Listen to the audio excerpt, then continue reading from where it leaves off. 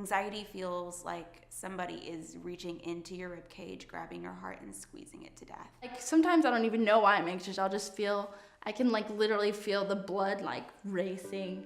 There are times when even somebody who's struggling with mental illness like me questions, is it just in my head? Like, am I going crazy? Can this just be fixed on its own? A lot of people or a lot of therapists say, oh, okay, well, you have anxiety. Well, yeah, that goes with bipolar. Or you have manic depression. Well, yeah, that goes with bipolar. You can't always see it. When you're walking around day to day, you don't see it necessarily on other people, and you can't always see it on yourself.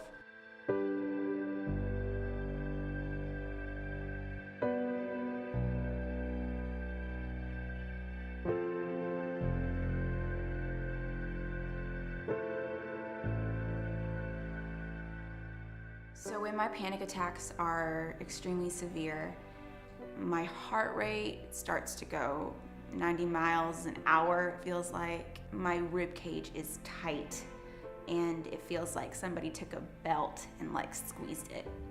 One of the most scariest moments with my anxiety that I can remember was actually fairly recently. It was a couple of months ago. It was actually with my boyfriend. Me and him were driving. He was driving me home, and I don't know what happened. This was one of those ones where it was just, it came out of nowhere. It doesn't necessarily take anything, to spur her panic attacks, to spur her anxiety, which is another crazy thing about it. It doesn't necessarily have to take a horror movie or something outside happening. They just come on. I was thinking to myself, man, if my heart goes any faster, like it's gonna like flatline. It's been a really crazy learning experience for me because I really didn't know a whole lot about mental health before I met Kelsey. Admittedly, it really was one of those things for me where it was like, it's just crazy people, like it was a very like one-dimensional surface thing. And so I was also kind of nervous and scared. Just, I didn't want to freak him out either. And so I think unfortunately, without it meaning to, it also added to the pressure. My world was literally spinning out of control. And the highway was starting to look blurry. Everything was starting to look blurry. And just to see her just so helpless there and to feel so helpless myself. And you just want to let that person know that this isn't who they are, that this thing that's happening to them doesn't define them. I feel like by talking about people who suffer, you bring it out into the open to everyone. On my end, being a wife and a parent who is kind of the caregiver for someone who's going through mental health, it's important for me to be able to talk about it and share my side of the story too, and not just talk about the illness, because illness is one thing, but really getting to dive into how it affects overall everyone.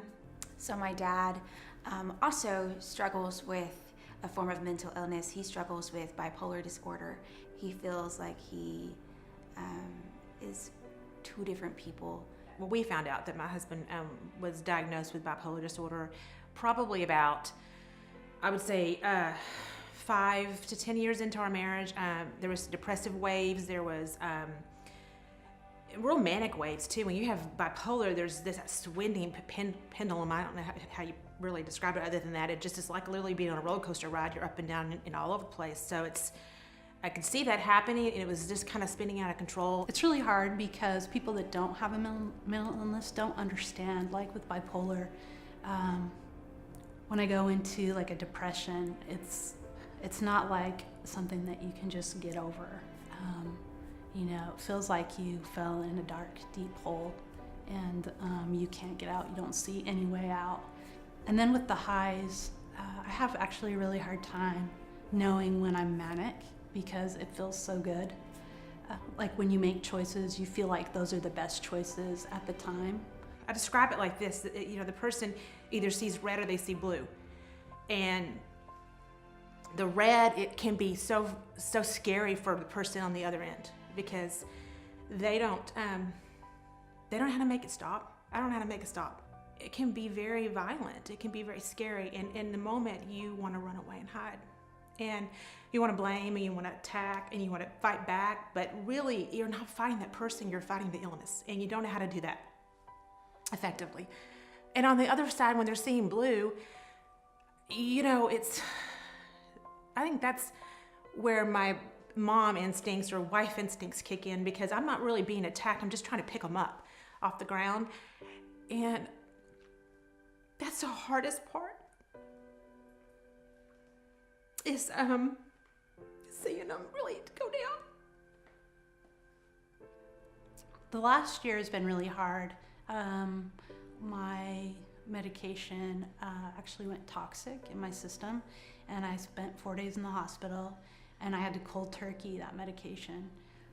I was on and off different medications, probably like 10 of them in the last 9 months. And so that really affected my mental stability. So I ended up in inpatient twice. The first time I admitted myself for suicidal thoughts, you know, trying to be proactive. The second time was because my husband asked for a divorce, and I felt really lonely, and I felt rejected, and I felt like I wasn't good enough. You really think, you know, people are going to be better off without me.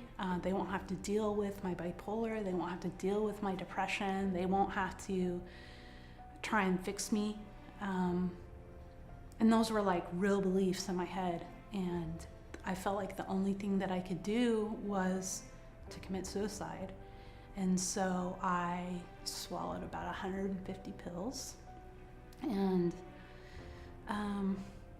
ended up in ICU. And when I woke up, there wasn't anybody there for me. That was a really, really hard time. And then, so I got admitted into inpatient. And when I got out, I went and saw my therapist right away. And she suggested going to a 30-day recovery center. And it changed my life. It taught me how to be vulnerable, how to talk about those things that have happened in my life that have kind of led up to like the PTSD. And I was able to talk about those things that I hadn't talked to anybody ever about. With my relationship with my mom, it's very unlike most mother-daughter relationships. We don't connect at all. Her and I are total opposite ends of everything. My mom has bipolar disorder, and she doesn't think she does. I'll never forget it. It was Super Bowl Sunday. We had gone to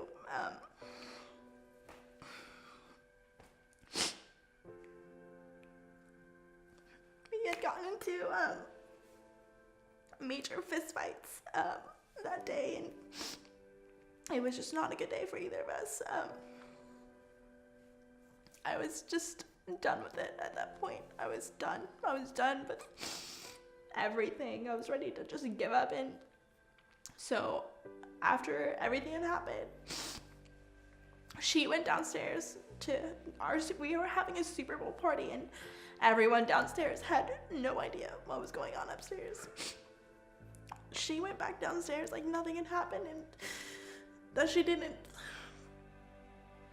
she wasn't just up there in a fist fight with her kid, and I was upstairs just ready to give up, and I just inhaled like a lot of like cleaning supplies. Like I read that it was like the easy, like painless way to go, just inhaling so much stuff, and I did, and I was feeling woozy.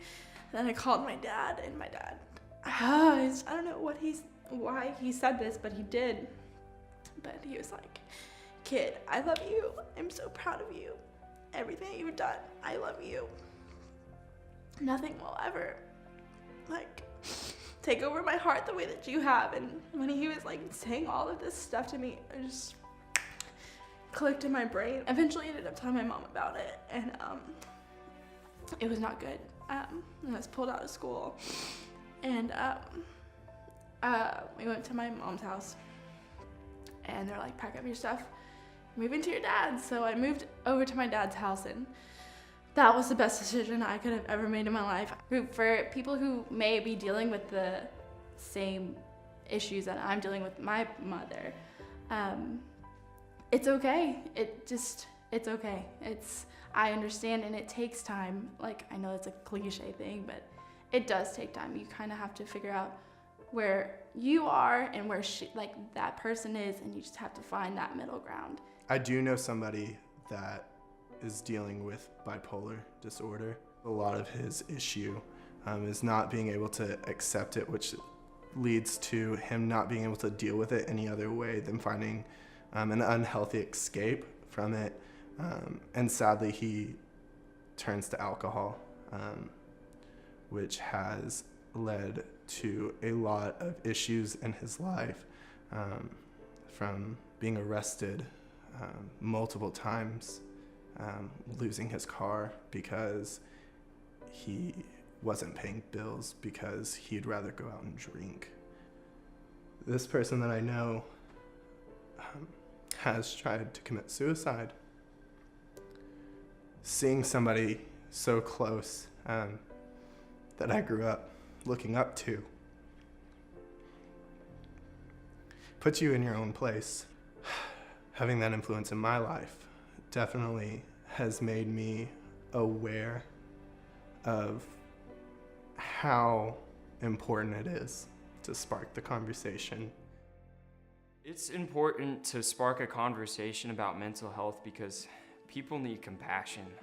We need to be talking to people. We need to be loving on each other. I want people to know that mental illness is not an identity. A person's a person. An illness is unfortunately something that they struggle with, but it's not who they are. And when you're knee deep in the weight of it all, it's hard to find that perspective that you need. So it's nice to have people from the outside, just encouraging you and telling you that it's going to be okay, that this is not who you are, and you're valued. I want people to know it's okay not to be okay. I want people to know that it's okay to be honest with others, and especially yourself. It does get better. Find that person, or find those people who understands kind of what you're going through, or at least find someone who will truly listen. They don't have to fully understand or comprehend what you're going through to be there. I actually decided to go into social work because of my mental illness. I guess the good things that have happened in my life has been due to recovery and the groups that I've gone to, and I've had great therapists, and I just want to be that for somebody else. I'm Kelsey, and I'm here to spark a conversation about mental health. Spark a conversation! Yeah! I'm Cody, and I'm here to spark a conversation about mental health. I'm Tammy, and I am fighting hopelessness with honesty. You gotta do. That was violent. I'm Marshall, and I'm here to spark a conversation about mental health. I'm Sam, and I'm fighting hopelessness with honesty. Another thing that always pulls me out of my funk is just listening to One Direction. That they are my band. They helped me through a serious time in my life. Here, can you take the awkward away from me?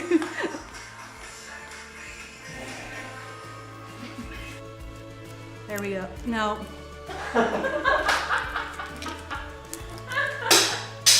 I'm Tanya, and I'm fighting hopelessness with honesty.